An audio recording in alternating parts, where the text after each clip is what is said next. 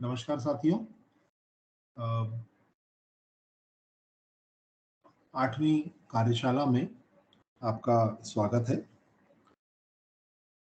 आज का जो हमारा टॉपिक है वो बहुत ही महत्वपूर्ण है और मुझे लगता है कि इसको समझने के बाद और इसको अप्लाई करने के बाद हम लोग बच्चों के साथ बहुत कुछ इस प्रकार के काम कर पाएंगे जिससे कि ये सुनिश्चित हो सके कि बच्चे जो हैं समझ के साथ कैसे सीख रहे हैं और उनमें उनकी जो सीखने में जो कमी अगर कोई होती है तो उसकी भी जानकारी हमको बहुत ही अच्छे तरीके से सिस्टमैटिक रूप से हमारे सामने में आ पाए।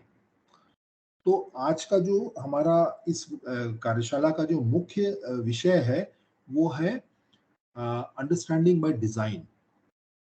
अंडरस्टैंडिंग बाय डिजाइन जो है ये एक फ्रेमवर्क है जो कि जो करिकुलम की प्लानिंग हम लोग करते हैं, जो क्लासरूम के अंदर में हम लोग कोई अवधारणा को सिखाने की जो एक तैयारी हम लोग करते हैं, उसके लिए वो एक हमको फ्रेमवर्क देता है जिससे कि हम बच्चे को हमेशा अर्थपूर्ण तरीके से सीखने में मदद कर सके।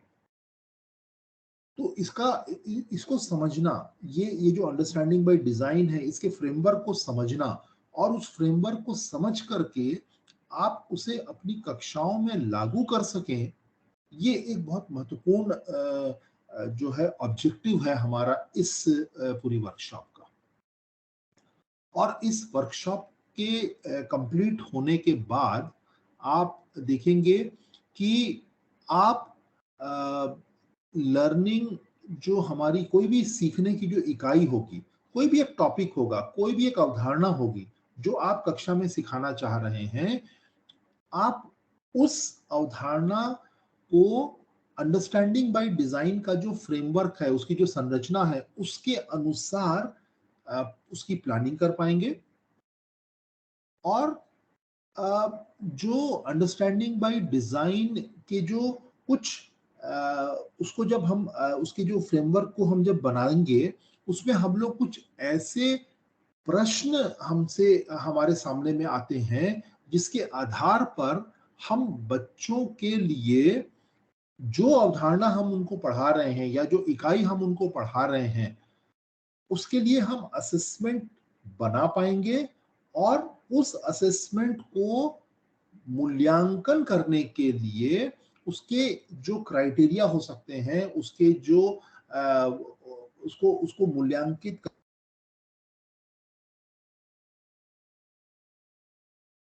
पाएंगे और बच्चों के सामने उसको रख पाएंगे अच्छे तरीके से।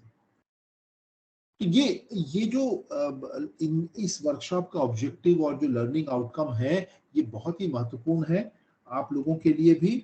और आप लोग जब इसको लागू करेंगे सक्सेसफुली, तो ये बच्चों के लिए भी उतना ही यूजफुल होने वाला है। तो हम लोग आगे बढ़ते हैं और देखते हैं ये है क्या। तो इससे पहले कि हम लोग इसके स्ट्रक्चर पे जाएं, अंडरस्टैंडिंग बाय डिजाइन, एक छोटा सा देखिए, एक चित्र आपके सामने में है और उसके ऊपर में ना कुछ लिखा हुआ है। अगर आप उसको पढ़ेंगे, उसको देखेंगे, चित्र से को ही देखेंगे, तो चित्र में आपको एक पेड़ दिख रहा है। पेड़ के ऊपर में एक बिल्ली बैठी हुई दिख रही है और नीचे में आपको एक लड़की दिख रही है। और ऐसा कुछ इसमें सीन बनाया गया है कि ये दोनों आपस में कुछ बात कर रहे हैं। तो लड़की उस बिल्ली से कहती है कि क्या तुम मुझे बता सकती हो,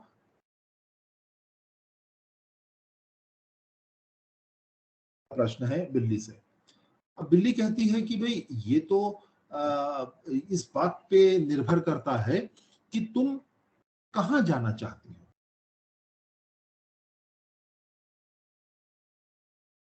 उसके आधार पर तुमको यहाँ से आगे बढ़ना होगा। इस प्रकार की बात बिल्ली कहती है।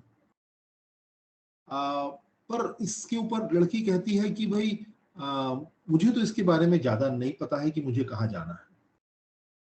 तो लेकिन फिर भी वो, अच्छा, फिर इसके बाद क्या बिल्ली कहती है, तो इससे तो फिर कोई फर्क नहीं पड़ता, तुम किसी भी डायरेक्शन में जा सकती हो। अब ये बात जब हुई, वो लड़की कहती है कि ठीक है, मैं जहाँ भी जाना है मैं वो देखती हूँ, कैसा भी है मैं चली जाऊँगी।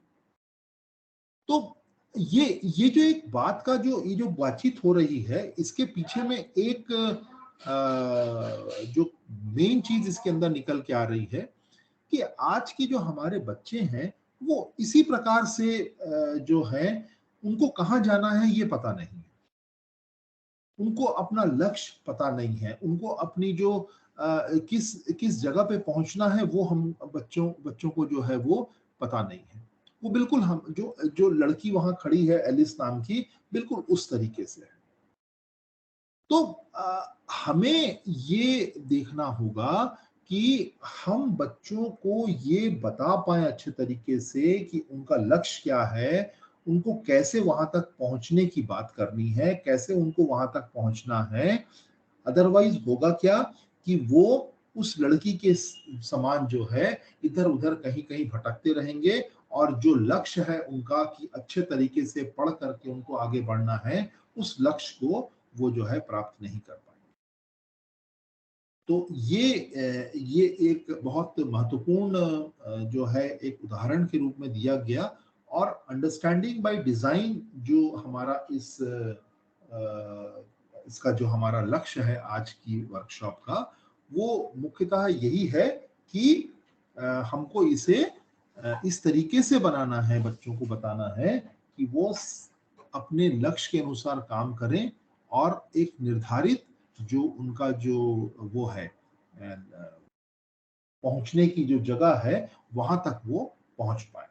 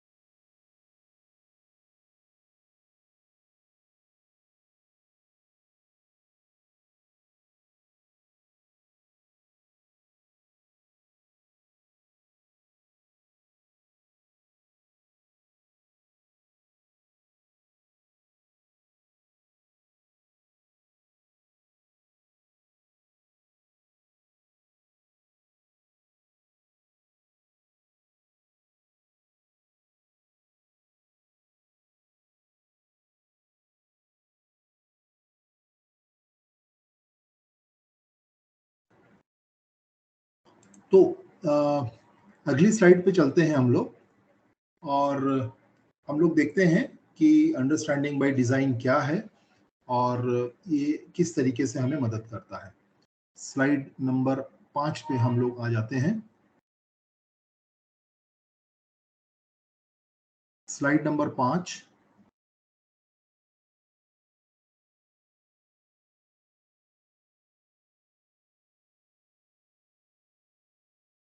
तो आपने देखा कि जिस तरीके से वो पिछले जो चित्र था, चित्र में हम लोग देख रहे थे कि वो एक लड़की जो जिसका कोई अपना लक्ष्य निर्धारित नहीं था, वो ये नहीं समझ पा रही थी कि उसे जाना कहाँ है, करना क्या है।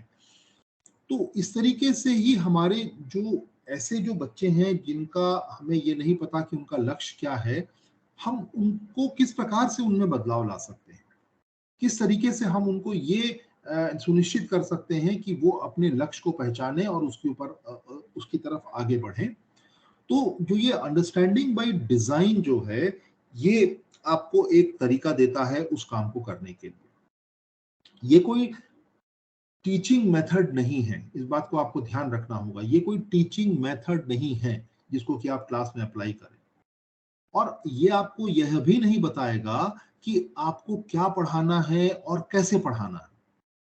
ये आपको प्लानिंग का एक फ्रेमवर्क देता है कि आप किसी अवधारणा को या किसी इकाई को जब आप पढ़ा रहे हैं, तो आप बच्चों को किस तरीके से एक अच्छे तरीके से बेटर वे में आप उनको एंगेज करके रख सकते हैं जो आप पढ़ा रहे हैं उसके साथ। ये जो फ्रेमवर्क है, आपकी जो सीखने सिखाने की जो प्रक्रिया होती है क्लास को, उसको और अधिक प्रभावशाली बनाने में आपको मदद करता है। अभी यहाँ पर प्रभावशाली बनाने का मतलब ये है कि बच्चे कितना अधिक उस प्रक्रिया से जुड़ पा रहे हैं जो आप अपनी कक्षा में उपयोग कर रहे हैं। और इससे आपको एक बहुत एडवांटेज ये भी एक होता है कि आपको ये पता है कि कितना भाग आपको पढ़ाना है। ये आपको इधर-उधर भटकने से बचाता है, आपका टाइम बचाता है, और ये सुनिश्चित करता है कि बच्चे जो हैं वो समझ के साथ पढ़ रहे हैं, समझ के साथ सीख रहे हैं। तो अ, इस चीज को हमको ध्यान में रखना है कि ये जो पूरी जो प्रक्रिया अभी आप समझेंगे, पूरा इसका जो इसकी जो फ्रेमवर्क को समझेंगे, वो फ्रेमवर्क पूरी तरीके से आप लागू करें। ऐसा ना हो कि उसके किसी एक हिस्से पे आप लागू करने में आप लग जाएं और बाकी हिस्सा जो है वो छूट जाए। इस प्रकार से हम लोगों को काम ना करते हुए हमको एक होलिस्टिक वे में पूरे फ्रेमवर्क को समझना है और उसको हमारी अपनी कक्षाओं में लागू करना है। इसको हम लोग एग्जाम्पल के साथ में आगे के जो स्लाइड्स हैं उसमें देखेंगे। अगली स्लाइड पर चलते हैं।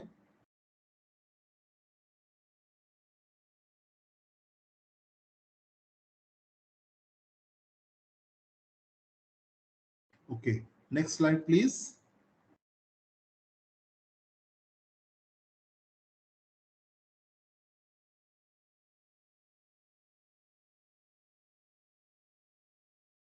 Slide number 6।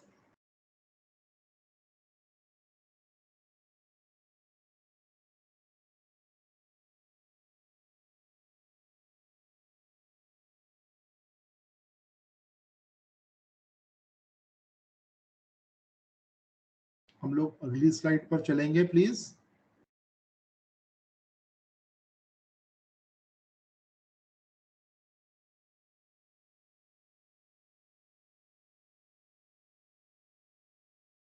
ओके, तो आप यहाँ देख सकते हैं कि यहाँ पर दो हमारे जो तरीके हैं, एक एक तरीका जो पारंपरिक तरीका होता है, पारंपरिक डिजाइन होता है, जिस तरीके से हम लोग एक प्लानिंग बना करके कक्षा के अंदर में पढ़ाई करवाते हैं, उसका एक डिजाइन दिया गया है। एक तरफ देखेंगे आप लेफ्ट साइड में स्लाइड के, और राइट साइड में जो अंडरस्टैंडिंग बाय डिजाइन उसका जो फ्रेमवर्क है उसको एक शॉर्ट में आपको बताया गया है।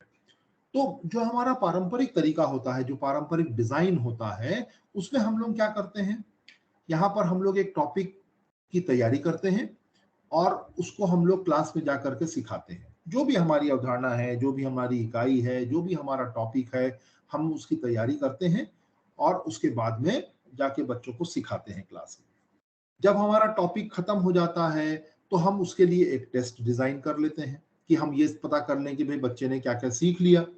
उस टेस्ट को डिजाइन करने के बाद में हम उसको टेस्ट ले लेते हैं और पूरा टेस्ट जब कंप्लीट हो जाता है, तो हम वहां पर एक बच्चे की, जो पूरे बच्चे हैं हमारे पास में, उनके लिए हम लोग जो है एक रिपोर्ट बना देते हैं कि बच्चे ने क्या, कौन बच्चे को क्या आ रहा है, क्या नहीं आ रहा है। इस प्रकार का रिपोर्ट बना करके हम आगे बढ़ जाते हैं। तो ये जो है टॉपिक ड्रिवन अप्रोच कहते हैं इसको। ये विषय आधारित एक दृष्टिकोण होता है कि विषय को हमने देखा, पढ़ाया, टेस्ट लिया, उसके बाद हमने एक रिपोर्ट बना ली और हम आगे की ओर बढ़ गए। जबकि अगर हम लोग अंडरस्टैंडिंग बाय डिजाइन की बात करें, इसको बैकवर्ड डिजाइन भी कहा जाता है। बैकवर्ड डिजाइन क्यों कहा जाता है, इसको हम लोग समझेंगे। आप देखेंगे इसमें सबसे पहले जो हमारा लर्निंग आउटकम है, जिसको हम लोग सीखने का प्रतिफल कहते हैं, हम पहले उसकी एक सूची बनाते हैं कि हम जो टॉपिक बताने जा रहे हैं या जो हम अवधारणा सिखाने जा रहे हैं, उससे बच्चे को क्या सीखने की, वो क्या सीखने की अपेक्षा है वहां हमारी उससे, वो क्या सीखेगा उस टॉपिक को कंप्लीट हो जाने के बाद। फिर दूसरे स्टेप में हम लोग सीखने, और जो सीखना है बच्चे का और उसको जो हमको टेस्ट करना है, उसके लिए हम आकलन बनाते हैं। और उसके बाद सीखने सिखाने की जो विषय वस्तु है या उसको सिखाने के लिए जो गतिविधियां हो सकती हैं या जो भी उसके साथ हमको काम करना है वो सिखाने के लिए, फिर हम उस विषय वस्तु की बात करते हैं। तो आप देख सकते हैं कि ये एक बैकवर्ड डिजाइन है। पहले हम प्रतिफल की बात करते हैं कि वो क्या हमारा सीखने के क्या हमारे को एक परिणाम मिलना चाहिए, हम उसकी बात करते हैं। उसके आधार पर हम उसके लिए आकलन तैयार करते हैं और फिर हम उसके आधार पर हम विषय वस्तु की तरफ जाते हैं। तो ये आउटकम ड्रिवन अप्रोच है। और आपने आउटकम आउटकम का वर्ड जो है आपने हर जगह सुना भी होगा। हमारी जो नई शिक्षा नीति है वो भी आउटकम बेस्ड एजुकेशन की बात करती है। तो ये जो आउटकम ड्रिवन अप्रोच होता है, ये इसके कुछ बहुत ही महत्वपूर्ण पहलू हैं। इससे बच्चे की जो एक कक्षा के अंदर में जो गतिविधियां आप करवा रहे हैं, कक्षा में जो सीखने सिखाने की प्रक्रियाएं चल रही हैं, उससे बच्चे का बेहतर जुड़ाव होता है। साथ में जो समय का बहुत सदुपयोग होता है, आपका भी और शिक्षा बच्चों का भी, दोनों के लिए जो समय जो होता है महत्वपूर्ण है। और वो समय का एक बेहतर उपयोग जो है यहाँ पर इस बैकवर्ड डिजाइन से या अंडरस्टैंडिंग बाय डिजाइन से होता है। इसमें आपकी तैयारी परफेक्ट तैयारी होती है, क्योंकि आपको ये पता होता है पहले से कि हमको क्या अचीव करना है चीजों को। उसके आधार पर जो है आप जो है सीखने की विषय वस्तु को डिजाइन करते हैं। और ये जो है एक सोच को विकसित करता है। आप देखेंगे अभी आगे हम लोग जब बात करेंगे कि ये जो है सिर्फ और सिर्फ किसी जानकारी को देने के लिए यूजफुल नहीं है। ये एक समझ को विकसित करने के लिए बहुत महत्वपूर्ण एक तरीका है। आपने जानकारी तो दे दी, आपने नॉलेज तो दे दिया किसी विषय के बारे में, लेकिन उस नॉलेज के जो अलग अलग हिस्से हैं उनको जोड़ करके समझ विकसित करना और अपना एक विचार विकसित करना, ये जो है अंडरस्टैंडिंग बाय डिजाइन का एक बहुत ही सशक्त पहलू है, जिसके बारे में हम लोग आगे की स्लाइड में बात करेंगे। आगे बढ़ते हैं हम लोग अगली स्लाइड पर।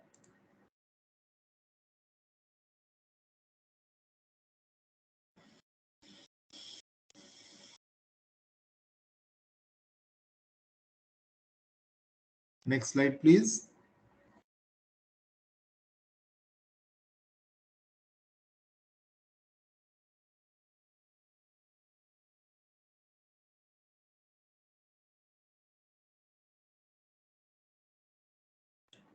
चलिए, ये जो अगली स्लाइड आप देख रहे हैं, आपने जैसे नाम, जिस फ्रेमवर्क की बात कर रहे हैं हम लोग, उस फ्रेमवर्क का नाम आपने समझा, अंडरस्टैंडिंग बाय डिजाइन। इसमें दो महत्वपूर्ण शब्द हैं, अंडरस्टैंडिंग और डिजाइन। ये दोनों को समझना, है ना, ये दोनों को इसके अर्थ को समझ पाना उस पूरे फ्रेमवर्क को समझने के लिए महत्वपूर्ण है। तो सबसे पहले हम लोग ये अंडरस्टैंडिंग जो वर्ड है इसको समझते हैं। तो आप देख सकते हैं कि अंडरस्टैंडिंग जो है, अंडरस्टैंडिंग का मतलब, जिसको हम हिंदी में समझ कहते हैं, आ, हम लोग बहुत ही कॉमन वे में हम लोग कह देते हैं, हाँ ये तो मैं समझ गया, ये तो मुझे समझ में आ गया। हम लोग क्लास में भी पूछते हैं कि बच्चों तुमको समझ में आया कि नहीं आया, तो बच्चे कहते हैं हाँ सर समझ में आ गया, मैडम समझ में आ गया। तो हम लोग कई प्रकार की जो मेंटल प्रोसेसेस होती हैं उसके लिए कॉमनली हम लोग समझ शब्द का उपयोग कर देते हैं, जबकि समझ एक बहुत ही व्यापक शब्द है। और जो समझ और जानकारी, या अंडरस्टैंडिंग और नॉलेज, जो आप देख भी रहे हैं स्क्रीन पर, इन दोनों में काफी डिफरेंस है। समझ जो है वो ज्ञान नहीं है, समझ जो है वो नॉलेज नहीं है, ये उससे ऊपर की बात है। किसी भी वस्तु के बारे में आपको कोई जानकारी मिल जाती है तो वो आपके लिए उसका नॉलेज हो जाता है। जैसे अगर हम लोग ये कह देते हैं कि जो आम है, कच्चा आम जो है वो खट्टा होता है।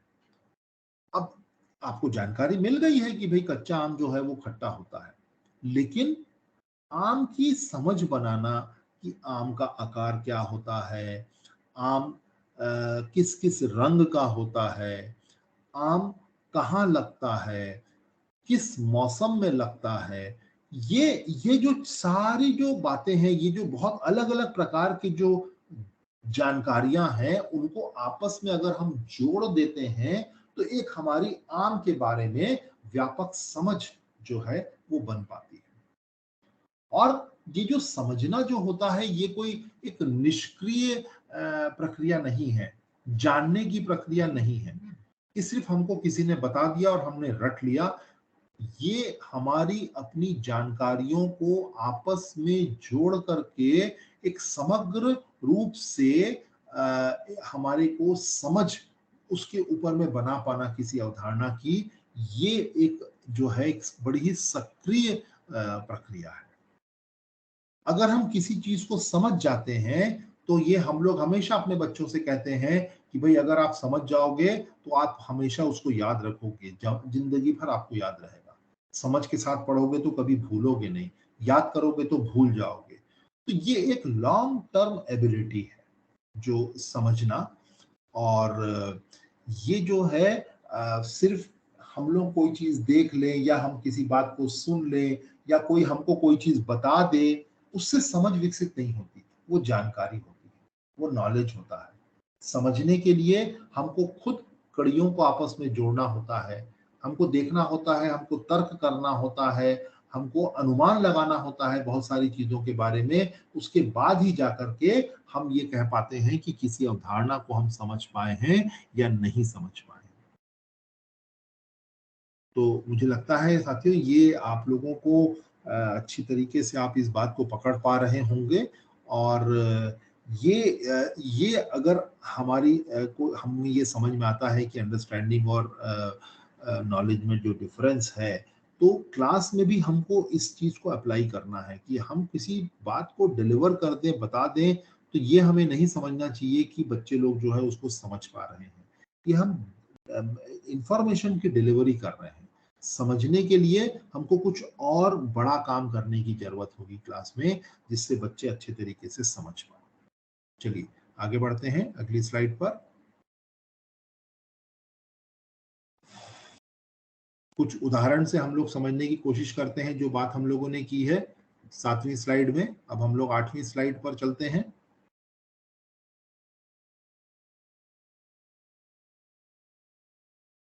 Next slide please. तो इस स्लाइड में आप देख रहे हैं कि जो हम लोगों ने अभी नॉलेज और अंडरस्टैंडिंग की जो बात की पिछले स्लाइड में, उसको कुछ उदाहरण के माध्यम से दिया गया है। जैसे गणित के क्षेत्र में देखें कि 6 त्रिकोणमितीय अनुपात हम लोग जानते हैं, sine theta, cos theta, sine, cos, sec, cosec, ये 6 जो हमारे होते हैं, इनकी जानकारी, हमको इसकी जानकारी है कि हाँ भाई साइन थीटा होता है। साइन थीटा क्या होता है? वो एक समकोण त्रिभुज में जो लंब है और कर्ण का अनुपात होता है। इस तरीके की जानकारी हमको है। ठीक है? इसके अलावा हम लोग ये भी जानते हैं कि त्रिकोणमिति सर्व समीकरणाएं होती हैं। हम लोग अगर साइन स्क्वायर और साइन और कॉस के इस वर्ग को किसी एक कोण के लिए अगर हम लोग जोड़ देते हैं तो हमको हमेशा एक मिलता है, उसका योग हमेशा एक होता है। इसी प्रकार से और भी कुछ सर्व समीकरणाएं हैं। या हम लोग ये भी जानते हैं कि जो त्रिकोणमिति अवधारणाओं के उपयोग की परिस्थिति, जैसे ऊंचाई दूरी की पहचान हम लोग कर सकते हैं। है ना? ये सब चीजें हमको जानकारी में तो है, लेकिन समझ क्या है कि त्रिकोणमितीय अनुपातों के उपयोग से जो हमारे डे टू डे लाइफ की जो समस्याएं हैं, हम उनको हल करने में उसका उपयोग कर पाते हैं कि नहीं कर पाते। अगर हमने साइन थीटा और कॉस थीटा को उपयोग किया और हमने ये कहा कि भाई मेरे घर के सामने में एक टावर बना हुआ है या एक कोई पोल लगा हुआ है, मेरे घर से उसकी दूरी अगर मेरे को पता है, तो क्या मैं कोई कोण या लंबाई या ऊंचाई की कैलकुलेशन जो है मैं वहां कर सकता हूं क्या? और अगर मैं कर सकता हूं तो क्या मैं साइन थीटा कॉस थीटा को वहां अप्लाई कर रहा हूं क्या? तो ये सारी समझ अगर है, मैं कर पा रहा हूं, अप्लाई कर पा रहा हूं, इसका मतलब मुझे त्रिकोणमितीय अनुपातों की समझ है। दूसरा, क्या हम समस्याओं को हल करने में, जो गणितीय समस्याएं होती हैं, कई प्रकार की गणितीय समस्याएं होती हैं जहां सर्व समीकरणों का हम उपयोग कर सकते हैं, तो क्या हम वहां पर उन समस्याओं को हल करने के लिए सर्व समीकरण का उपयोग कर रहे हैं? और क्या हम इस बात को समझा पाते हैं कि हम किसी इमारत की ऊंचाई अगर निकालना है तो त्रिकोणमितीय अवधारणाओं का उपयोग हम किस तरीके से कर पाएंगे? तो एक तरफ तो आपको जानकारी है त्रिकोणमितीय अनुपात की या सर्व समीकरणों की, लेकिन इसका उपयोग हम किस तरीके से अपनी डे टू डे लाइफ के प्रॉब्लम्स को सॉल्व करने के लिए कर पा रहे हैं, अगर हम ये सारी चीजें बता पा रहे हैं या उसका उपयोग कर पा रहे हैं, इसका मतलब ये है कि हमें जानकारी के साथ साथ उस अवधारणा की, जिसको हम त्रिकोणमितीय अनुपात या त्रिकोणमितीय सर्व समीकरण कह रहे हैं, उसकी अंडरस्टैंडिंग भी हमारे पास में है। तो ये जो है, हमें ये समझना होगा कि नॉलेज और अंडरस्टैंडिंग का मेन डिफरेंस हमारा क्या है। चलिए अगली स्लाइड पर चलते हैं। तो यहां पर अभी हमने अंडरस्टैंडिंग को समझा, हम लोगों ने नॉलेज को समझा।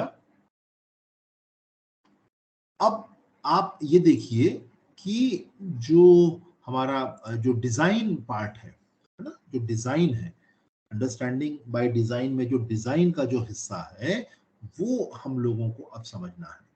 आप जानते हैं डिजाइन शब्द हम लोग बहुत जगह यूज करते हैं, है ना, खासकर जो प्रोफेशनल्स होते हैं कई प्रकार के, मान लीजिए कोई इंजीनियर ही है, अब वो इंजीनियर जो है वो बड़ी बड़ी बिल्डिंग बना देता है, बड़े बड़े पुल जो है इंजीनियर लोग मिलके बनाते हैं, लेकिन वो सारा काम करने से पहले एक छोटा सा मॉडल भी वो लोग बनाते हैं कि वो कैसी दिखेगी बिल्डिंग, या वो पुल बना रहे हैं वो कैसा दिखेगा। और वो बिल्डिंग, अगर मान लीजिए कोई बिल्डिंग बना रहे हैं, कोई सिविल कॉन्ट्रैक्टर है या आर्किटेक्ट है, वहां पर अगर मान लीजिए कि वो ऐसे कोई घर, कोई सोसाइटी बना रहा है जिसमें मल्टी स्टोरेड बिल्डिंग है, तो वो पहले उसको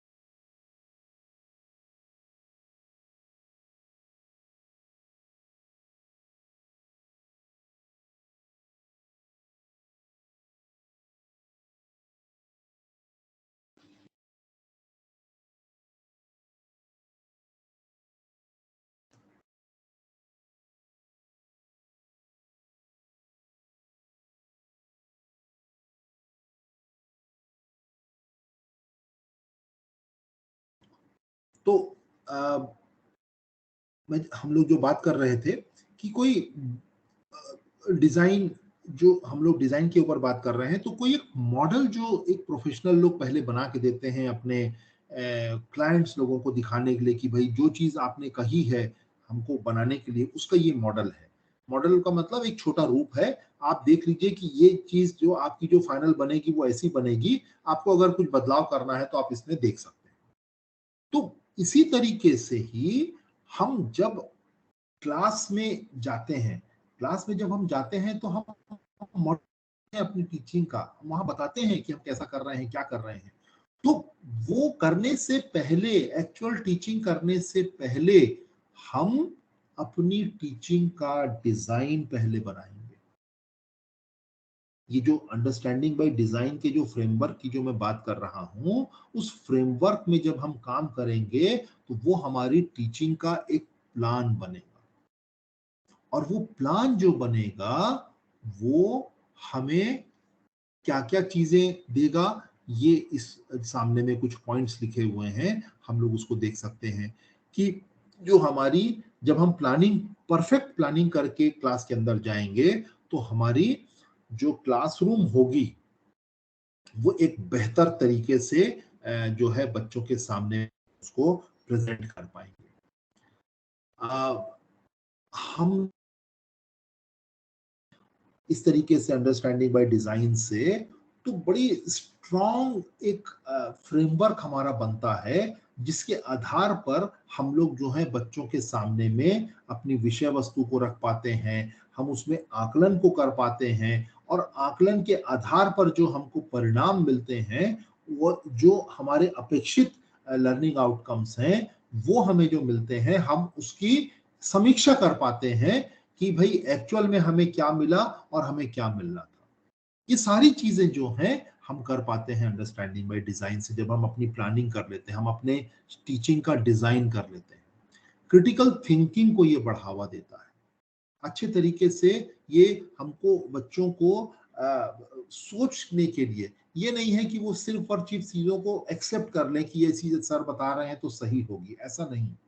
वो ये सोच पाते हैं कि ऐसा क्यों हो रहा है, ऐसा नहीं होता तो क्या होता, ये नहीं करते तो क्या कर सकते थे। इस प्रकार की गहरी सोच को बढ़ावा देता है। आप एक इंटरेस्ट डेवलप करता है सीखने की प्रक्रिया में। जब इंटरेस्ट डेवलप होगा तो आगे सीखने में इंटरेस्ट आएगा। तो ये प्रोसेस जो है कंटिन्यूअस प्रोसेस रहेगी, चलती रहेगी, कि हम आगे चल के उसको सीखते सीखते सीखते एक लंबे समय तक सीखने के लिए हमारा इंटरेस्ट बना रहे। और फाइनल जो हमारा रिजल्ट है कि हम बेहतर रूप से अपने गोल्स को अचीव कर पाए, ये जो है सुनिश्चित कर पाता है। तो ये चीज जो हम लोग ने जो अंडरस्टैंडिंग बाय डिजाइन की जो बात कर रहे हैं, जिसको हम बैकवर्ड डिजाइन भी कह रहे हैं, पारंपरिक तरीके से ये बिल्कुल उल्टे तरीके से काम करता है। तो इसमें जो अंडरस्टैंडिंग और डिजाइन, अंडरस्टैंडिंग वाला पार्ट जो है वो बच्चों के लिए महत्वपूर्ण होता है। डिजाइन वाला पार्ट हम शिक्षकों के लिए महत्वपूर्ण होता है कि हमारा डिजाइन जितना स्ट्रांग होगा, उतनी ज्यादा अच्छे तरीके से बच्चे अर्थपूर्ण तरीके से अपनी जो अवधारणा है उसको सीख पाएंगे। तो अगली स्लाइड पर चलते हैं।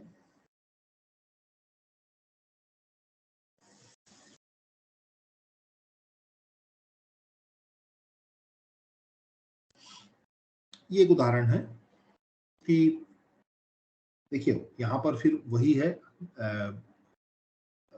नॉलेज और अंडरस्टैंडिंग वाली बात यहाँ पर बताई गई है कि अगर मुझे पता है तो मैं कार को चला तो लूंगा, लेकिन अगर मैं कार के फंक्शनिंग को अच्छी तरीके से समझता हूँ, उसके जो कुछ भी उसके अंदर में लगी हुई जो अलग अलग प्रकार के जो वहाँ पर हमारे कहना चाहिए जो बटन्स लगे हुए हैं, या जो ब्रेक लगा हुआ है, एक्सीलेटर लगा हुआ है, मुझे ये पता है कि मैं एक्सीलेटर को कितना प्रेस करना है तो क्या स्पीड बढ़ रही है, कितना ब्रेक दबाना है, मुझे किस समय हॉर्न बजाना है, किस समय मुझे कितना मोड़ना है। अगर मैं ये सारी चीजें अच्छी तरीके से समझता हूँ तो मुझे भीड़ भाड़ वाले इलाकों में भी चलाने की जो है मुझे उस समय भी दिक्कत नहीं आएगी और मैं सेफ्टी के साथ चीजों को कर पाऊंगा।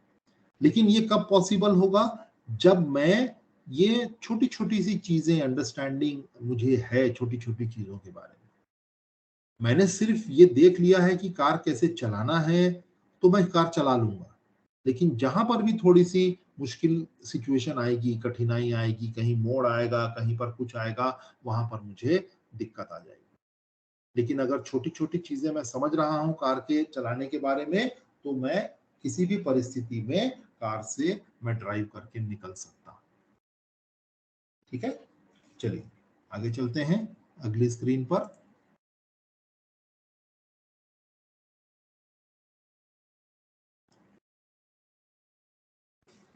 ये जो स्क्रीन आप देख रहे हैं, ये एक बहुत ही महत्वपूर्ण जो हमारी इस पूरी वर्कशॉप का जो एक स्लाइड है वो देखेंगे आप।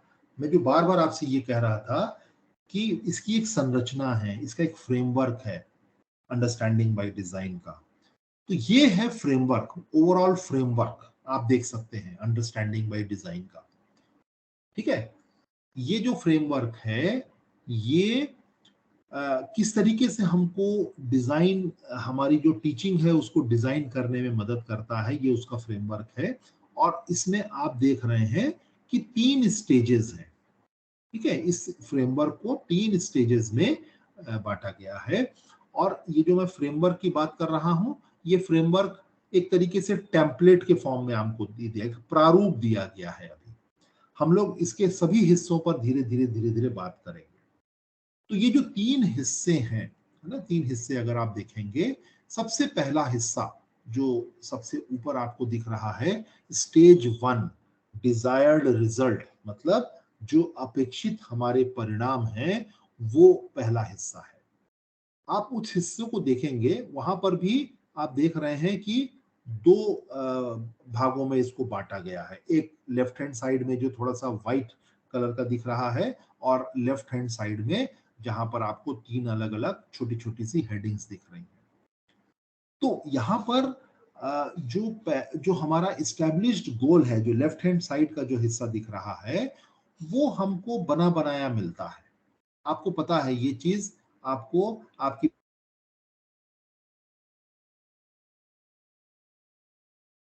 वहां से या डिपार्टमेंट की तरफ से आपको ये चीजें मिलेंगी कि हमारा इस्टेब्लिश्ड गोल क्या है किसी अवधारणा को पढ़ाने का।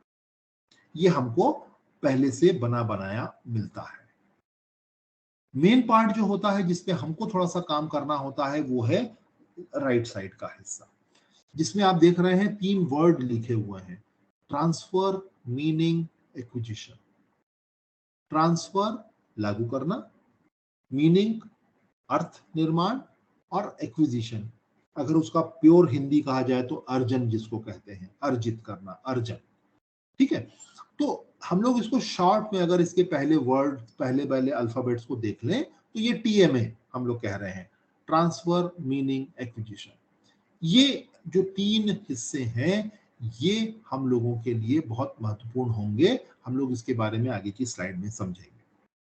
दूसरा जो स्टेज है वो है एविडेंस का। एविडेंस, यहाँ पर ये जो एविडेंस है, यहाँ पर आप जानते हैं एविडेंस हमको कहाँ से मिलता है किसी भी चीज के सीखने का, जो हम आकलन करते हैं, या बच्चों को हम लोग जब कोई परीक्षा में बैठने के लिए कहते हैं, वहां से जो हमको चीजें हमारे सामने आती हैं, वो हमारे लिए एविडेंस के रूप में रहती है कि बच्चे ने क्या सीखा, क्या नहीं सीखा, ये बात है। तो ये जो है, यहाँ पर हम अपने असेसमेंट को प्लान करते हैं, और स्टूडेंट जो है वो ये प्रदर्शित करते हैं कि उन्होंने कौन सा लर्निंग आउटकम अचीव किया या नहीं किया। ये चीजें स्टेज 2 में रहती हैं। और स्टेज 3 जो है, वो है हमारा लर्निंग प्लान। ये हम लोग जो कहते हैं ना, जो अवधारणा हमको पढ़ानी है, उस अवधारणा को पढ़ाने के लिए क्या काम हमको करना है, कौन सा विषय वस्तु हमको लेना है, कौन सी गतिविधि करवानी है, उस गतिविधि को कराने के लिए क्या मटेरियल की जरूरत है, ये सारी बातें हमारी जो है इस हिस्से में, लर्निंग प्लान वाले हिस्से में, स्टेज 3 में आती है। तो ये स्ट्रक्चर को थोड़ा सा ध्यान में रखिएगा, क्योंकि ये बहुत महत्वपूर्ण होने वाला है। आगे चल के हम लोग इसी के ऊपर में अब आगे पूरा बात हमारी जो है इसी टेम्पलेट के ऊपर में फोकस्ड है। चलिए आगे चलते हैं हम लोग।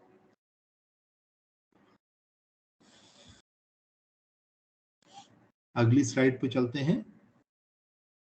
अगली स्लाइड पे देखिए, अब हम लोग एक एक स्टेज को ले रहे हैं। पहला हम लोग डिजायर्ड रिजल्ट की बात कर रहे हैं, जो कि आप जान रहे हैं, जैसे भी आपको बताया मैंने, कि ये चीज आपको पहले मिल जाएगी, आपको अपने बोर्ड से या जो भी आपके जो उच्च अधिकारी हैं वो आपको इसके बारे में पूरी जानकारी पहले से दे देंगे, जो कि आप यहाँ पर लिख सकते हैं। या ये कई बार किताबों के आखिरी आखिरी में, या जो आपको कोई टीचर डायरी मिलती है उसमें सारी चीजें पहले से प्रिंटेड होती हैं। और इसके बाद जो मेन हमको वो समझना है वो है TMA, transfer meaning and acquisition. इसको हमको समझना है, जो कि हम लोग अगली स्लाइड्स में एक एक करके समझेंगे। अगली स्लाइड में चलते हैं।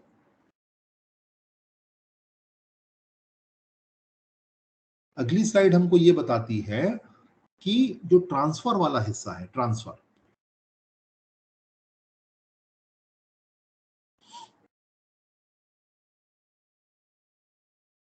आप ये हमको ट्रांसफर वाला हिस्सा ये बताता है कि बच्चे किस तरीके से नॉलेज जो उनको मिला है उसको जो है वो लागू करेंगे, किस तरीके से इन चीजों को बाहर जो है वो लागू कर सकते हैं। जैसे इसमें जो दिया गया है कि विद्यार्थी क्या, कब और कैसे अपने सीखने को लागू करेंगे, यहां पर उसका विवरण दिया जाता है। दूसरा, शिक्षण सामग्री की चयन में ये मदद करता है कि चूंकि ये हमें पता चल गया है कि कैसे उसको लागू करना है, तो हमें शिक्षण को कौन सी चीज इसमें पढ़ानी है वो चीज हमको पता चलेगी। और जो लक्ष्य जो है हमारा, उसको हमको पहचानने में मदद करता है। और बच्चे के नजरिए से अगर हम देखें तो हमें ये पता चलता है, बच्चे को ये पता चलता है कि जिस अवधारणा की बात हम लोग कर रहे हैं वो बच्चे को क्यों सीखना चाहिए और इसका उपयोग बच्चा कैसे कर सकता है। तो ये प्रश्न जो बच्चे के दिमाग में आएगा कि भाई मैं इसको क्यों सीख रहा हूं, कोई अवधारणा को, या मैं इसका उपयोग कहां करूंगा, ये जो प्रश्न है इनका जो आंसर है ये हमें इस ट्रांसफर वाले जो हिस्सा है उससे हमको मिलता है। तो ये एक महत्वपूर्ण जो है बहुत हिस्सा होगा हमारा जो डिजाइन का, क्योंकि बच्चों को ये कई बार समझ में नहीं आता है कि हमने कोई चीज पढ़ाई है अगर, तो वो क्यों पढ़ाई है, या वो बच्चे क्यों सीख रहे हैं, या उसका उपयोग वो अपनी दैनिक जीवन में कहाँ कर पाएंगे। तो ये चीज जो है बच्चे को इस ट्रांसफर वाले हिस्से में समझ में आ जाती है। ठीक है, चलिए अगली स्लाइड पर चलते हैं। अगली स्लाइड जो है वो इसी जो थोड़ा सा हम लोग जो बात कर रहे हैं, जो ट्रांसफर वाले हिस्से पे बात कर रहे हैं वो वही है। यहाँ पर सीखना जो है वो नई परिस्थितियों में लागू किया जाना है, इसके बारे में जानकारी मिलेगी। दूसरा, इस काम को लागू करने के लिए किस प्रकार की रणनीतिक सोच की आवश्यकता है, स्ट्रैटेजिकल जो थिंकिंग हमारी होनी चाहिए कि हम किसी अवधारणा को अपनी दैनिक जीवन में लागू करने जा रहे हैं उसको। तो वो हमारा जो नॉलेज जो हमको मिली है या जो अंडरस्टैंडिंग हमको मिली है उसको हम कैसे ट्रांसफर करेंगे, ये सोच हमको यहाँ मिलती है।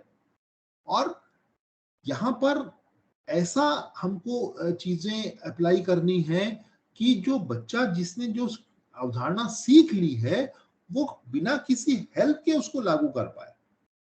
ऐसा ना हो कि हम जब आगे बढ़ेंगे, जब आगे की चीजें आएंगी, हम कुछ ऐसे कंटेंट के तरफ बच्चे को ना मोड़ दें जो उसके स्तर से बहुत ऊपर है, या उसके स्तर से बहुत छोटा है। अगर बहुत स्तर से बहुत ऊपर होगा, उसको समझने में मुश्किल आएगी, समझ नहीं पाएगा और उसको लागू करने के लिए फिर उसको तमाम प्रकार की हेल्प की जरूरत पड़ेगी, जो कि इस अंडरस्टैंडिंग बाय डिजाइन का ऑब्जेक्टिव नहीं है। बच्चे को उसके स्तर के अनुसार चीजों को समझ में आना चाहिए, जिसको कि वो अपनी लाइफ में अप्लाई कर सके। तो ये काम को करने के लिए ये बहुत ही डिसिप्लिन्ड वे में हमको पढ़ाई सीखने सिखाने की प्रक्रिया करने की जरूरत होती है, जिसमें कि शिक्षक जो है प्रॉपर निर्णय ले पाए, अपने आप को संयमित कर पाए और उनका जो अकादमिक ज्ञान, कौशल और समझ जो है बहुत स्ट्रांग हो, जिसके साथ बच्चों के सामने में अपनी वो बातों को रखें और बच्चे भी उसी प्रकार से निर्णय लें, उसी प्रकार से अकादमिक ज्ञान को प्राप्त करें, समझ के साथ देखें और अपनी लाइफ के जो समस्याएं हैं उसमें उनको लागू कर सकें। ठीक है, चलिए आगे बढ़ते हैं। इसको उदाहरण पे जब हम लोग आएंगे तो आपको और इसके ऊपर में चीजें जो है वो क्लियर हो। देखिए, यहाँ एक उदाहरण दिया गया है। उदाहरण क्या है ट्रांसफर का, जो कि हमारा जो स्टैब्लिश्ड गोल है पहले उसको हम लोग देख लें। स्टैब्लिश्ड गोल है कि एक दिए गए, जो देखें हम लोग अगला, अगली स्लाइड पर 15 नंबर,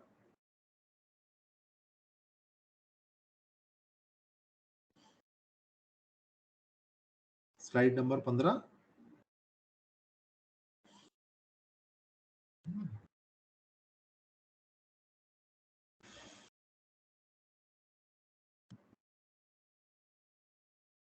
स्क्रीन पर आई नहीं है अभी, स्लाइड नंबर 15 आ रही है, आप देखेंगे।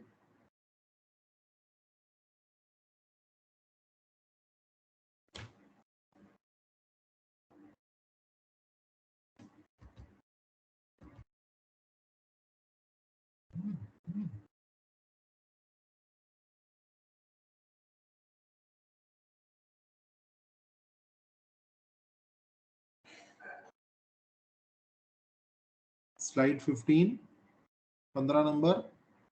हाँ, ये देखिए स्लाइड 15 अभी स्क्रीन पे आपके सामने में है, जिसमें आप देख रहे हैं कि एक उदाहरण है ये।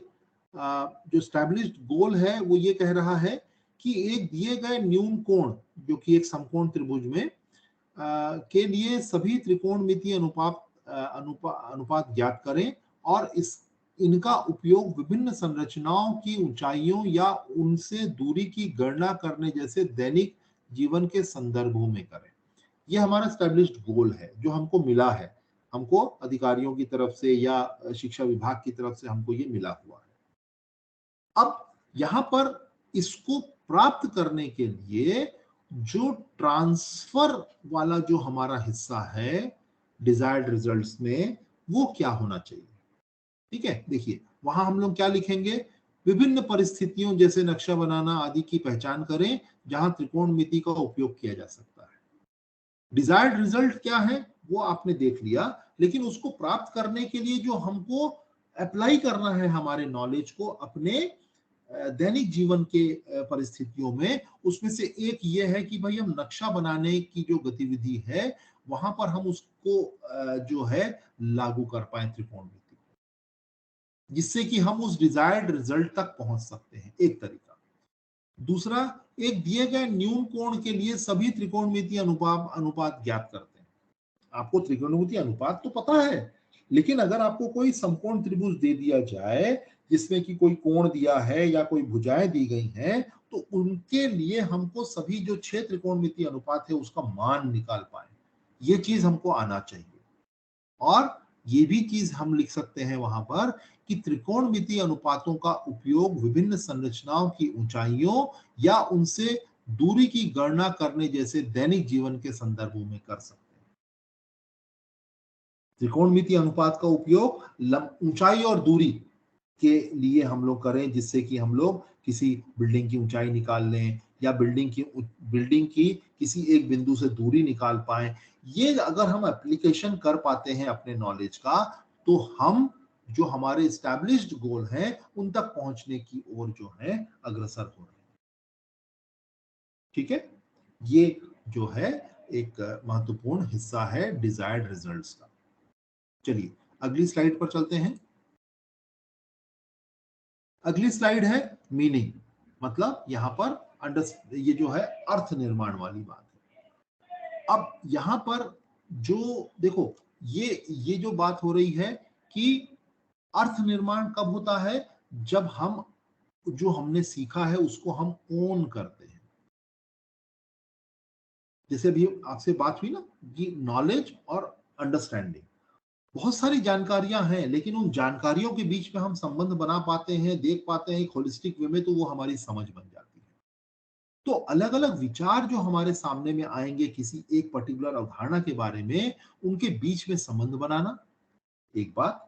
दूसरी चीज, जो जानकारी हम दे रहे हैं कक्षा के अंदर में, क्या वो जानकारी ऐसी है कि जिससे बच्चे अपने पूर्व अनुभव या पूर्व ज्ञान से उसके बीच में संबंध बना पा रहे हैं, तब तो वो समझ पाएंगे, तब तो वो समझ के साथ पढ़ पाएंगे। अदरवाइज वो एक नई जानकारी के रूप में हो जाए।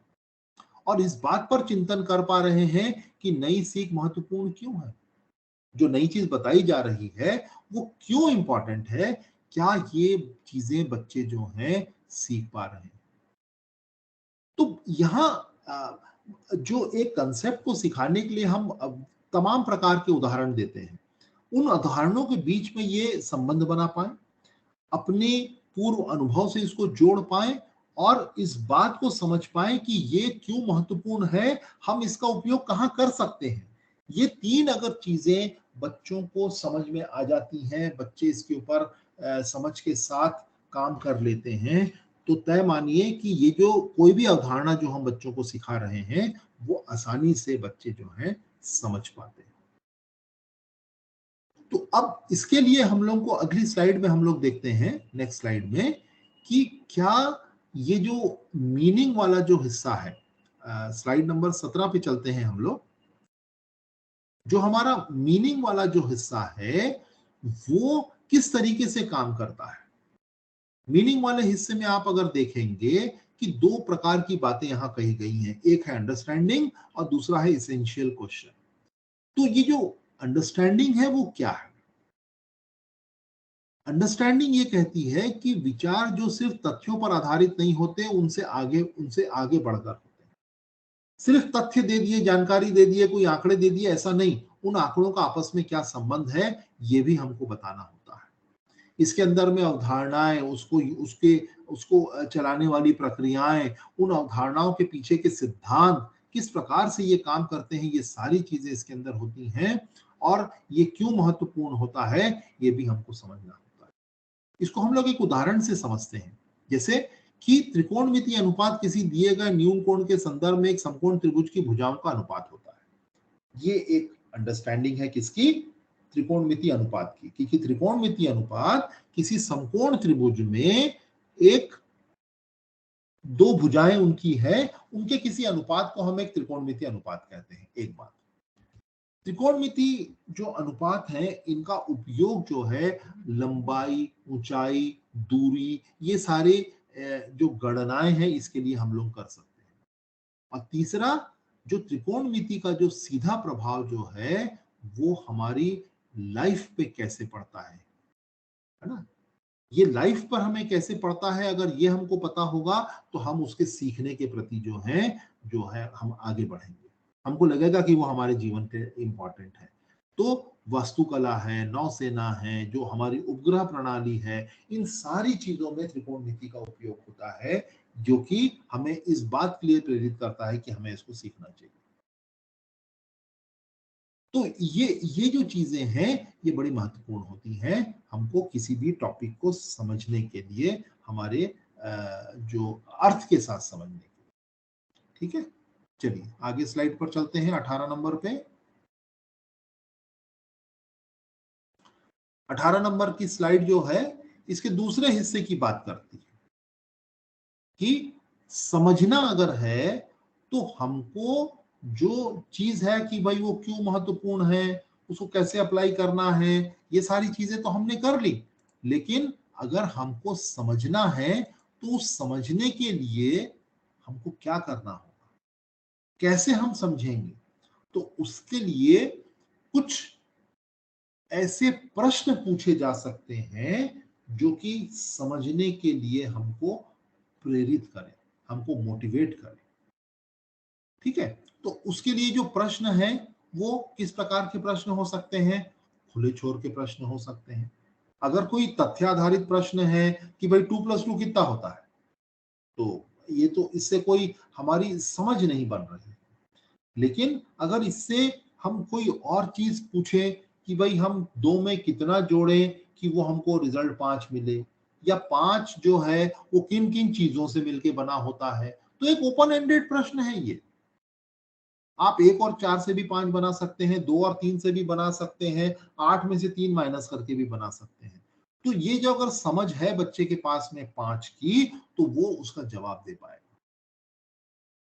कुछ थॉट प्रोवोकिंग क्वेश्चंस होने चाहिए, हायर ऑर्डर थिंकिंग के क्वेश्चन होने चाहिए, उच्च स्तरीय जो जिसको समझ कहा जाता है। इस प्रकार के प्रश्नों को हल करने के लिए बच्चों को आपके सपोर्ट की जरूरत होती है, या अपने साथियों की सपोर्ट की जरूरत होती है। और ये जो प्रश्न होते हैं वो एक बार के नहीं होते हैं कि आपने एक बार पूछ लिया वो समझ बन गए। आपको बार बार समझना, ये इस प्रकार के प्रश्न पूछने होंगे, क्योंकि हम लोग ये जानते हैं कि जो सीखना जो है वो एक स्पाइरलिंग एक्शन होता है।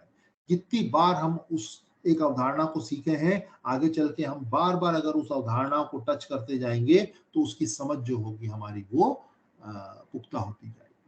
और इन सारे प्रश्नों के अंदर जिस प्रकार के जो प्रश्न कर रहे हैं उनसे कुछ प्रश्न बनते जाएंगे, उनको भी हमको रेस करना है। अब जैसे इसके उदाहरण दिया है कि भाई एक पहला है त्रिकोणमितीय अनुपात क्या है, दूसरा हो गया त्रिकोणमितीय अनुपात केवल समकोण त्रिभुज में ही क्यों उपयोग किए जाते हैं। थॉट प्रोवोकिंग क्वेश्चन है, इंटरेस्टिंग क्वेश्चन है, थोड़ा सा तर्क करने वाला प्रश्न है ये। और इन्हीं से हम लोगों को ये प्रश्न भी बन जाता है कि इमारतों की ऊंचाइयों की गणना कैसे की जाती है। तो ये सारे जो क्वेश्चंस हैं, इस प्रकार के जो क्वेश्चंस होंगे जो कि अपनी अवधारणाओं को अप्लाई करने के लिए भी हैं, थॉट प्रोवोकिंग भी हैं, और नॉलेज बेस्ड क्वेश्चन भी हैं। ये सारी चीजें मिलकर के किसी भी अवधारणा की समझ बनाने के लिए मदद करती हैं, और ये हमारे इसेंशियल क्वेश्चन के हिस्से में आता है। ठीक है साथियों, तो उम्मीद है आप लोग ये सब चीजें समझ पा रहे होंगे। आगे जब पढ़ते हैं 19 नंबर स्लाइड पर। 19 नंबर स्लाइड जो है वो एक उदाहरण है जो हम लोगों ने अभी पढ़ा है। ये उसी का उदाहरण को जो है यहाँ पर कंपाइल कर दिया गया है। तो मुझे लगता है हम लोग इस पे आगे बढ़ सकते हैं। हम लोग अगली स्लाइड पे भी जा सकते हैं, क्योंकि अभी तक जो हम लोगों ने किया है ये उसी को कंपाइलेशन है उसका, कि हमारी यूनिट क्या है, हमारा एस्टेब्लिश्ड गोल क्या है, हमारे ट्रांसफर गोल क्या है, मीनिंग और अंडरस्टैंडिंग वाली जो बात हम लोगों ने की है। तो मीनिंग का जो दो पार्ट है कि अंडरस्टैंडिंग किस प्रकार से बनेगी और उसके लिए क्या इसेंशियल क्वेश्चंस हो सकते हैं, इसको कंपाइल करके एक स्लाइड में दिखाया गया है। ये वही चीज है। तो हम लोग अगली स्लाइड पर चल सकते हैं, 21 नंबर की स्लाइड, 20 नंबर की स्लाइड पर। 20 नंबर की स्लाइड जो है अब हमारे तीसरे हिस्से को एड्रेस कर रही है, वो है हमारा एक्विजिशन।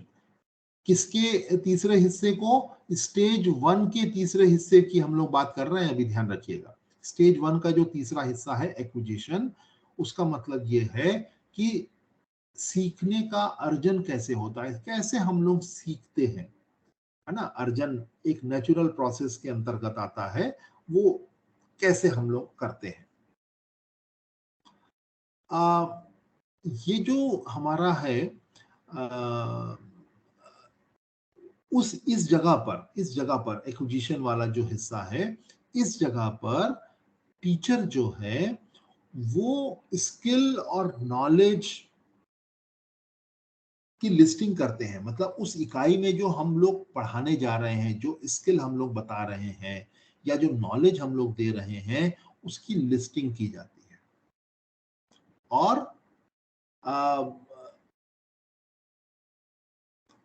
इनके उपयोग से बच्चे जो हैं, जो अगला हिस्सा आएगा हमारा एविडेंस वाला, वहां पर जो हम आकलन करेंगे, इनकी मदद से उन्होंने क्या सीखा क्या नहीं सीखा वो हमको सामने सामने में पता चलेगा।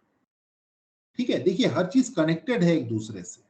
यहां पर जो एक्विजिशन की जो बात हो रही है, पहले हम लोग वो लिस्ट कर रहे हैं कि क्या क्या बच्चे सीखेंगे इस इकाई में, जिसका कि उपयोग वो एविडेंस के समय कर सकते हैं। और दूसरा, ये जितनी भी बातें हम लोग यहां करेंगे इस हिस्से में एक्विजिशन में, वो टीचिंग के लिए नेसेसरी आइटम्स हैं ये, लेकिन ये सफिशिएंट नहीं है। आप देखिए इस चीज को समझिएगा कि आपने किसी चीज को पढ़ लिया, लेकिन जब तक आप उसको समझेंगे नहीं और जब तक आप उसको अपनी लाइफ में अप्लाई नहीं करेंगे, तब तक वो पूरी होलिस्टिक लर्निंग नहीं मानी जाती। इसीलिए ऊपर के जो दो हिस्से हैं, मीनिंग और ट्रांसफर, आप तीसरे हिस्से में एक्विजिशन में एक्चुअल पढ़ रहे हैं, दूसरे हिस्से में उसका मीनिंग आपको मिल रहा है, और तीसरे हिस्से में आप उसको अप्लाई कर रहे हैं। तो ये तीनों चीजें जब आप सक्सेसफुली कर पाएंगे, तो हम लोग कहेंगे कि आपने कोई चीज को अचीव कर लिया है, आपकी 100% अंडरस्टैंडिंग उस टॉपिक पे बन गई। तो यहां पर उन चीजों को हम लोग जो है लिखते हैं एक्विजिशन के अंदर में। अब इसके दोनों हिस्सों को अगली स्लाइड में हम लोग देखते हैं कि वो क्या है। Next slide please. आप देखिए 21 नंबर स्लाइड क्या कह रही है कि knowledge required to perform a task एक साइड में है, और दूसरी तरफ में है ability required to carry a task. ठीक, यहां पर एक तरफ हम लोग नॉलेज जैसे कि त्रिकोणमिति अनुपात, उसके माप, त्रिकोणमिति सर्व समीकरण आदि की बात कर रहे हैं। एक तरफ हम लोग त्रिकोणमिति अनुपात से संबंधित प्रश्नों पर कार्य करने की बुनियादी प्रक्रियाओं की बात कर रहे हैं, और दूसरी तरफ हम लोग बात कर रहे हैं विधियों की, प्रक्रियाओं की, सिद्धांतों की। मतलब यहां पर जो है, जो स्किल्स और एबिलिटीज की जो हम लोग बात कर रहे हैं, वो चीजें हैं जो कि बच्चे एक्वायर करेंगे, जिससे कि वो उसको अच्छी तरीके से समझ पाए और फिर आगे जाकर के उसको अपनी लाइफ में अप्लाई कर पाए। एक तरफ तो हम लोग जो पढ़ना है, जो सीखना है, उसकी लिस्टिंग कर रहे हैं लेफ्ट साइड में, और राइट साइड में हम वो सारी चीजों की लिस्टिंग कर रहे हैं जो बच्चा सीख करके समझेगा और अपनी लाइफ में अप्लाई करेगा। इसको एक एग्जांपल से हम लोग देख पाएंगे। अगली स्लाइड हम लोग चल के देखते हैं, 22 नंबर स्लाइड में आप देखेंगे ये चीजें जो है आपको समझ में आएंगी कि यहाँ पर एक तरफ तो हम नॉलेज की बात कर रहे हैं कि इवेल्युएट एक प्रश्न दिया है, cosec 31 degree minus sec 59 degree. अब इसको हल करने के लिए हमको ये देखना है कि हम कैसे एक दूसरे में इसको कन्वर्ट कर पाए, कौन से कोण को हम किस में बदलें, या कौन से त्रिकोणमितीय अनुपात को हम दूसरे त्रिकोणमितीय अनुपात में बदल पाए, जिससे कि हम इसको आसानी से हल कर लें।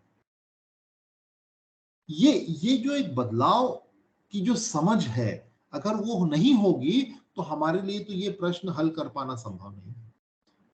लेकिन हम लोग ये जानते हैं कि हम किस तरीके से कोसेक को हम सेक में बदल सकते हैं, या सेक को हम कोसेक में बदल सकते हैं, किस तरीके से हम एक कोण को दूसरे कोण में जो है बदल सकते हैं। हमको पता है कि कोई कॉम्प्लीमेंट्री एंगल है, कोई सप्लीमेंट्री एंगल्स हैं, वो अवधारणाओं का उपयोग करके हम इन कोणों को आपस में बदल सकते हैं। तो वो हमारी स्किल्स हो जाती हैं।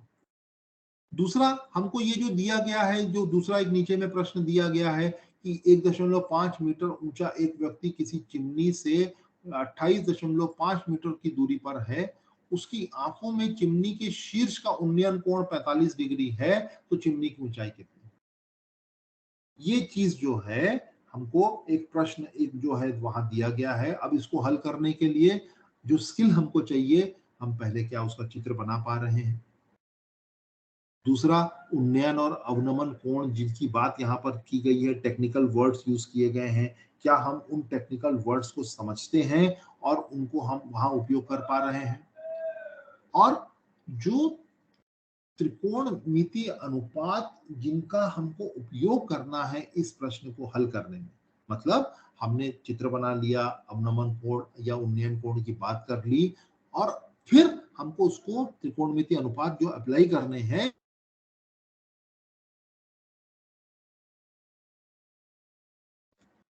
तो ये सारी चीजें जो है हमारी स्किल्स के अंदर में आ जाती हैं।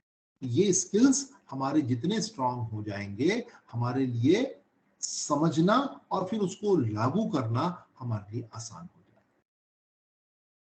ठीक है, चलिए आगे देखते हैं।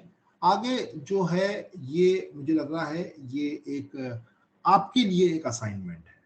ये असाइनमेंट आपको करना है जिसके लिए एक स्टैब्लिश्ड गोल आपको दे दिया गया है कि स्टैब्लिश्ड गोल जो है कि निर्देशांक तल पर ज्यामितीय आकृतियों के संबंध के सूत्रों की व्युत्पत्ति करें। जैसे दो दिए गए बिंदुओं के बीच की दूरी ज्ञात करना, दो दिए गए बिंदुओं में के किसी बिंदु के निर्देशांक दिए गए हैं तो उनके बीच के किसी बिंदु का निर्देशांक निकालना है या किसी त्रिभुज के क्षेत्रफल को ज्ञात करना है, उसके सूत्र की व्युत्पत्ति। तो ये हमारा एस्टैब्लिश्ड गोल है। लेकिन इसको अचीव करने के लिए हम हमारे क्या क्या ट्रांसफर गोल होने चाहिए, हमारा मीनिंग में अंडरस्टैंडिंग या जो हमारी इसेंशियल क्वेश्चंस हैं वो क्या होनी चाहिए, हम उसको उसके लिए क्या नॉलेज या स्किल एक्वायर करेंगे जिससे कि हम इस कंसेप्ट को समझ पाए और हमारे अपने इन चीजों को लाइफ में अप्लाई कर पाए। ये एक असाइनमेंट है जो आप कल के लिए आपको दिया गया है। तो मुझे लगता है कि आप लोग को एक बहुत अच्छा अपॉर्चुनिटी मिलेगी कि जो कुछ भी हम लोगों ने आज पढ़ा उसको हम लोग जो है अप्लाई कर पाएंगे। तो मुझे लगता है एक बार हम लोग इसको मैं आप लोगों के सामने में शॉर्ट में उसके बारे में कह दूं कि जो हमारा जो अंडरस्टैंडिंग बाय डिजाइन है ये एक फ्रेमवर्क है और ये जो फ्रेमवर्क है ये जिसको हम लोग कहते हैं बैकवर्ड डिजाइन कहते हैं। Backward design in the sense कि जो हमारी जो पारंपरिक जो तरीका है हमारा काम करने का उसमें हम लोग क्या काम करते हैं, पहले हम लोग एक पाठ की तैयारी करते हैं, फिर हम उसके आधार पर हम अपने प्रश्न बनाते हैं टेस्ट करने के लिए और फिर हम बच्चों की एक रिपोर्ट बनाते हैं। जबकि यहाँ पर हम पहले अपने जो गोल्स हैं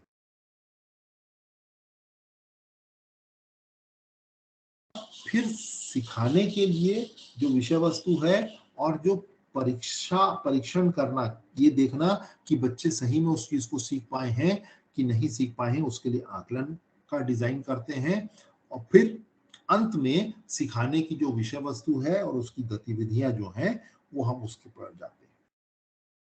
तो प्रक्रिया बिल्कुल उल्टी होती है और ये जो है आउटकम बेस्ड लर्निंग होती है या आउटकम बेस्ड अप्रोच है हमारी, जबकि हमारा जो पारंपरिक तरीका है वो विषय आधारित तरीका होता है। तो विषय आधारित तरीके से आउटकम आधारित तरीके पर हमको शिफ्ट होना, जो एक आज की डिमांड है, आज की कक्षाओं की जो आवश्यकता है, वो करने के लिए अंडरस्टैंडिंग बाय डिजाइन जो फ्रेमवर्क है वो हमको मदद करता है।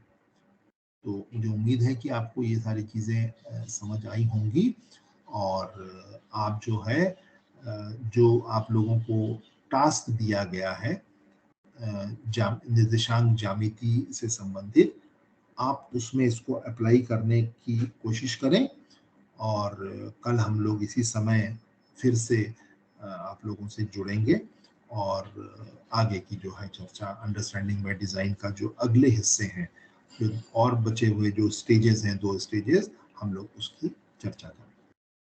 धन्यवाद।